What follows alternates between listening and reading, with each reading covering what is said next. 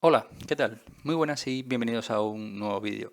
Nuestro ordenador con Windows almacena un registro de todo aquello que ocurre en nuestro PC, ya sea un error, un fallo o incluso un mensaje.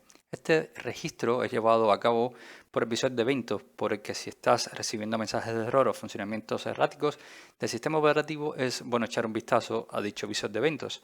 No obstante, el visor de eventos mostrará de manera específica de qué se trata, pero sí que no ayudará a identificar qué es lo que está pasando en él. Esto se debe a que el visor de eventos se mostrará un registro con la hora, día y una pequeña descripción en todo aquello que haya ocurrido o se haya mostrado en la pantalla de tu ordenador con Windows. En este registro, una de las advertencias que se deben tener más en cuenta es la relacionada con la velocidad del procesador, sobre todo cuando está limitada por un firmware del sistema operativo. Por eso en este vídeo vamos a hablar de cómo quitar la limitación de velocidad del procesador en Windows 10. ¿Vale? La advertencia que nos muestra la descripción de advertencia, la velocidad del procesador está siendo limitada por el firmware del sistema operativo, es más o menos legible, pero bueno, la velocidad del procesador en el grupo está en cero o está limitada. Entonces, ¿cómo podemos o cómo hacemos para eliminar esta limitación de rendimiento de tu procesador en Windows? Pues es muy sencillo. Mira, nos vamos a dirigir aquí a la barra de tareas en el apartado de búsquedas y vamos a escribir control, ¿vale? Vamos a entrar al panel de control o si has visto el vídeo que he subido anterior recientemente, verás cómo podemos poner aquí el panel de control en una de estas ubicaciones, ¿vale? En el explorador de archivos. Pero bueno, primeramente vamos a entrar al panel de control y una vez que estamos aquí dentro vamos a entrar a hardware y sonido.